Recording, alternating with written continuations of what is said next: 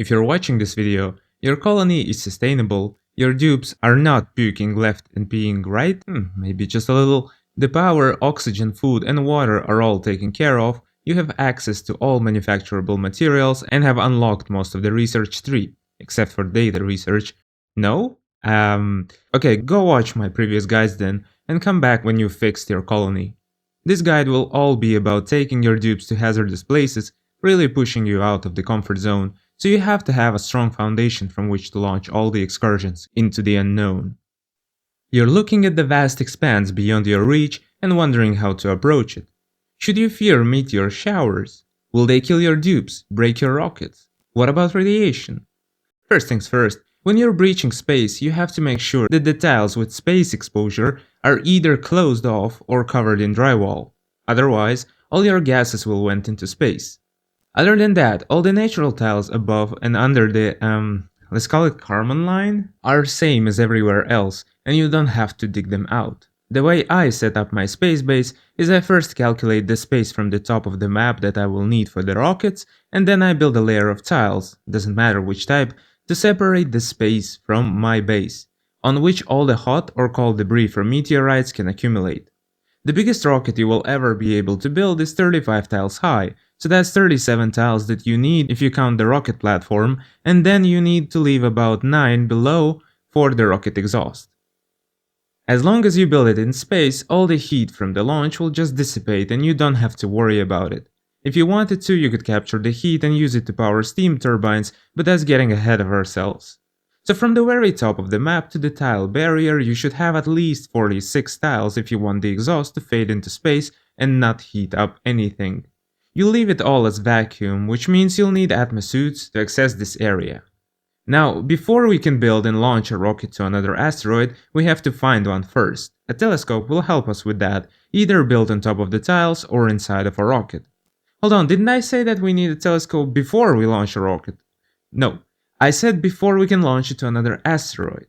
You're free to launch rockets into these tiles around your asteroid, you just won't be able to visit any other without discovering them first. So here's how you build one. Rocket platform, as I said, minimum 9 tiles above the tile barrier. Then you pick an engine. Carbon dioxide is the easiest one to use, so just build that, and pipe CO2 through regular gas pipes. Build a spacefarer module and basic nose cone, then put a telescope in the interior of the module, add a power outlet and a solar panel, and that's it. You might notice that there's a solo spacefarer nose cone available as well, but you can't use it for this because a telescope won't fit in it.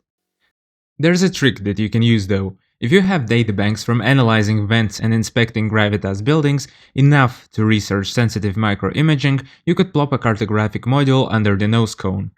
This way you could travel exactly 3 tiles out and 3 tiles back on a CO2 engine, but there's really no advantage to doing this since all this would do is free your dupe from labor. The only other useful thing your dupe could do in space is gather databanks, but for that we need to produce power, and there's no space for both generator and the battery. So if you go the rocket route of analyzing space, just stick to the spacefarer module. Also, you don't have to worry about meteorites as rockets are invulnerable in this game. Now choose an astronaut, and when he wakes up and empties the bladder, send him in the rocket to space. Don't worry about oxygen, food or toilet, he'll have enough oxygen in the suit, and in the evening you'll send him back home to get the other things settled. All of this is inconvenient though, and I recommend building the starting telescope on surface instead. So you can either build atmosuits and have your dupes use a regular telescope, or use an enclosed telescope which has oxygen piped directly into it and provides protection from sunburn and space radiation. Both of them need clear skies above, so no tiles at all. But without the tiles, what's going to protect the telescopes from the meteorites, you'll ask? Well, when meteorites fall, they damage buildings and turn into natural tiles. The heat from these tiles can bring further damage from overheating. To protect your telescope, you can build bunker doors and automate them with the help of Space Scanner. Set to meteor showers and connect it to the bunker door through a NOT gate, or use the plain old manual signal switch. The problem though is that your dupes will still have to clear the rubble from atop the bunker doors after each meteor shower so that your telescope can see.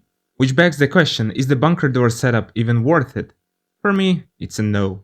You only need the telescope for several cycles anyway, so I just build my telescope, let it take the damage, and repair when needed. Unfortunately, it's impossible for you to see the whole space from the comfort of your asteroid, so once you've explored all of these tiles, you will still need to build a rocket to see the unexplored parts. You'll need a better engine than carbon dioxide to reach all of them though, at which point you'll once again have the option of either having a telescope inside the Spacefarer module or having a separate cartographic module.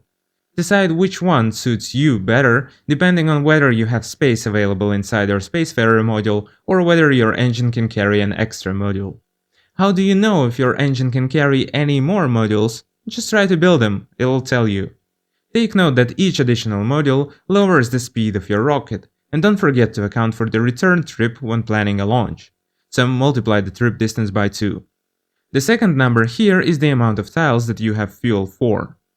I personally prefer a cartographic module and a Spacefarer module equipped with Orbital Data Lab. This way, my dupe can collect databanks while the cartographic module does the exploration. Now speaking of databanks, all the research that unlocks good engines requires data analysis. You should have enough databanks for one or several technologies just from inspecting gravitized buildings and analyzing volcanoes. But to get the powerful engines, you will first have to travel to space on a subpar engine and have a dupe use the aforementioned Orbital Data Lab. It doesn't really matter where, as long as it's in space. Even in the orbit of your own asteroid is totally fine. But what's the point of all of this? Why do we need to explore space, anyway? Well, because the printing pod said so. And also because there's a promise of a great escape from all of this. Oh, I just had the most beautiful dream where I died. Well, there's supposedly a temporal tear that we have to breach. To open it, we have to first establish 5 colonies on 5 planets. We've already won, so there's 4 more to go. The thing is that colonies don't have to be sustainable, they don't even have to be colonies. All you need to do is build printing pods on other planets. And if you've done your research, it should not be a problem at all. First, we'll build a rocket that can carry enough fuel for our dupes to reach the nearest 4 planets and return. In my case, the farthest planet that I'd like to colonize is 12 tiles away. I'm counting the 1 additional tile that it takes to land. The engines that can take us this far are hydrogen, radbolt, petroleum, and small petroleum. If you've been following my guide and just slapped some wheeze words for radbolt generation, then you're not anywhere near being able to use the radbolt engine, and hydrogen engine is impossible without liquid hydrogen and oxygen. So the only option left is petroleum, and there's nothing wrong with that. Now, to land on a planet it has to have a rocket platform, and to build one a dupe has to be present on the planet. Robots won't work for this. Therefore, your rocket has to have a Trailblazer module, which allows you to send in a dupe from the orbit. This will leave behind the module, which you can deconstruct for 400 kilograms of refined metal, but building the rocket platform itself costs 800. So there's 2 ways to get 800 refined metal on the target planetoid. Either you send in another Trailblazer made of the same material, or you use the orbital cargo module. I prefer the second option. So my rocket looks something like this.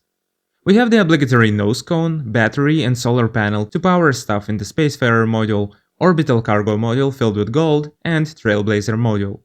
Unlike all the previous rockets you might have built before, petroleum rockets need oxidizer, so there's also the solid oxidizer tank that takes oxylite.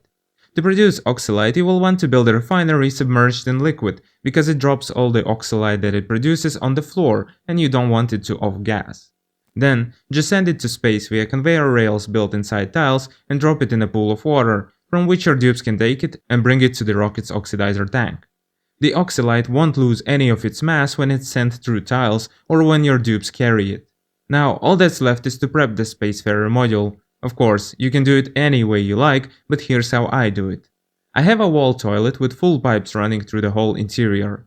I attach them to the pipes from outside the rocket, and this is enough water to keep my rehydrator running and the wall toilet functioning throughout the whole duration of the trip. Next, I have a storage bin with some dehydrated food, rehydrator, and 2 rooms, 1 bedroom and 1 great hall to keep up the morale, both of which require some decor items, which is why I have them. I have only 1 bed because I set my 2 astronauts on different schedules and they never sleep at the same time. And then I also either run some gas pipes with oxygen or build a canister emptier and empty all the random oxygen bottles that I have, enough to overpressurize my cabin. This way, I won't need to set up any oxygen production and my dupes will be able to do all their tasks and return without any trouble. Now, I also have a power outlet fitting so I can power the rehydrator, but of course you can use other food solutions like pemmican or berry sludge, they just give less of a morale boost. Then, I send in my dupes in atmosuits and launch the rocket. When it's in orbit, just click deploy on the Trailblazer and the cargo module and the clock starts ticking. Once a dupe lands, they don't have much time before oxygen runs out, so send them to unpack the payloads and build the rocket platform. Then we'll be able to land the rocket, build the mini-pod, and activate it. Check if it worked for the objective, and then check if there are meteor showers on the planet. If there are, cover the mini-pod with tiles so that it, or the natural tiles underneath, don't get broken by meteorites, just in case. Though even if it's broken and inactive, it still counts towards the objective, so might not be necessary. Once that's done, repeat the process 3 more times and try to dig beneath the surface because you have to find the temporal tear opener on one of the planets. I have a theory that the planet with the tear opener never has any meteor showers on it, so hope that helps you find it. Once you find it, fix whatever is blocking it from getting light exposure and obstructing its view, and build some Red Bull generators because it needs about 10,000 Red Bolts to activate. Red Bull generators are very power hungry, so you will need to have some power solution. In my case, the planet's peak light was nowhere near enough for solar panels to power them. For a solar panel to max out its power production, it takes 50,000 lux, and this planet only has 20,000. Thankfully, the planet had lots of peat, so I could run peat burners with an autosweeper's help. Still, getting 10,000 red bolts is no easy feat, and you might be tempted to turn to nuclear reactors for reaching that amount. Apart from the fact that you will need to set up uranium enrichment facility and bring that uranium to this planet's reactor, you will also need a cooling solution because if you let steam from the overheating nuclear reactor to mingle with the temporal tear opener, it will start to give you the error of obstructed line of sight and close its radiation receptacle, as it seems to be reactive to gases. So, I prefer something more manageable like radiation lamps. Of course, it will take much longer, so in the meanwhile, let's focus on something else. Let me show you my solar panel setup. Of course, on your home planet you can bring some power from the underground, but that's not my style. I like to make many mini bases for my different dupes. For example, I have this base for dupes that work in the oil industry, this one for food production, this one's for my rancher, this for those that work in the cold biome, and so on.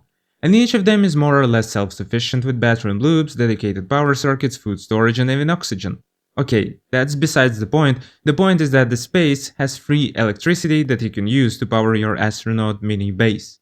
Basically, there's 3 ways to approach this.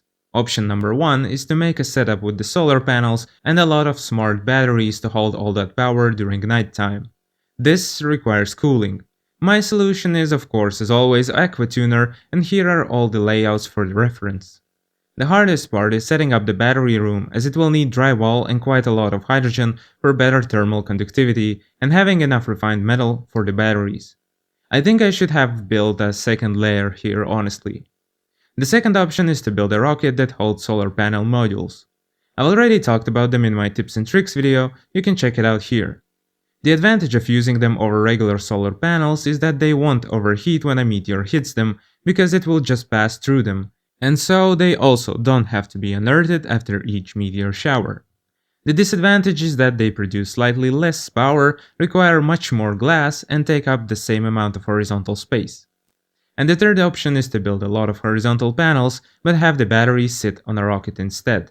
I don't like this hybrid option on my home planet as I still have to build a cooling solution for either robominers or meteor blasters, because without them your solar panels will get buried under meteor debris and overheat. But I use it in conjunction with the first option to provide me with additional batteries since I underestimated the amount I would need when I was setting this up. Plus, having the blasters and all this cooling means that I can get all the meteor debris for free. I also use the hybrid on planets that don't have meteor showers as it makes it so much easier than setting up an Aquatuner loop on a foreign planet. But they do have to have peak light of at least 30,000, otherwise the power produced is very small. Whichever option you choose, you will need a lot of glass. Producing glass is pretty simple, just don't build long stretches of insulated pipes and instead make it short and drop it from the liquid vent straight into a pool of water. Voila, you now have cool glass that you can use for your solar panels. Cool, but there's other materials that you're running out of now. Metal ores, for example. So how do you get them? Easy. Set up a diamond press, which requires red bolts and refined carbon, then build a drill cone rocket, fill it with diamonds, and send it to any of the asteroid fields. Here's how mine looks. I'm using the RoboPilot module so that I don't have to send dupes. It's part of the Bionic Duplicant DLC, and it's not necessary. You can just send the dupe in a regular Spacefarer module to pilot it. But don't forget to enable return before launching it, otherwise your rocket will get stuck at the destination. Now, what about these materials at the farthest edges of the map? Fullerene, for example, should you attempt to mine it? Well, fullerene as well as other late game materials is not necessary at all. They are only there to push the limits of this game. For example, you would use fullerene to make super coolant, which you would use to freeze oxygen and hydrogen to their liquid forms, to then use for powering hydrogen rockets, which would then be able to carry your dupe's 40 or more tiles, but the only reason to do it would be to reach the farthest corners of the star map, which, for me, only have fullerene. So yeah, it's just an extra thing that you can do. If you're curious about all the endgame materials, check out my emulsifier video in the description, where I explain which material is used for what and how to get them. But thankfully, breaching the temporal tear is a one-way trip and doesn't require any of that. So let's go back to our temporal tear opener and see how it's going. It's ready now, so let's fire it.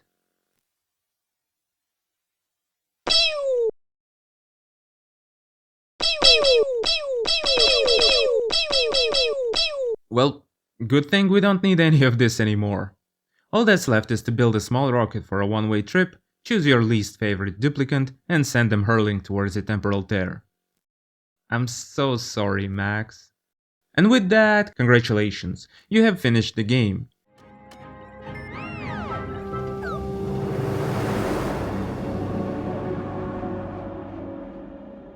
If you want to continue playing, there are still many hours of content for you. Hydrogen rockets, nuclear reactors, gassy moo ranching, all the endgame materials that I mentioned in my emulsifier video to explore, Experiment 52B which I tame in the same video, as well as all the smaller challenges like fossil hunting, hermit pleasing, biobot building, artifact collecting, etc. If you liked what you saw, please let me know that these guides have been helpful to you, subscribe and check out my other videos on Oxygen Not Included. Thanks.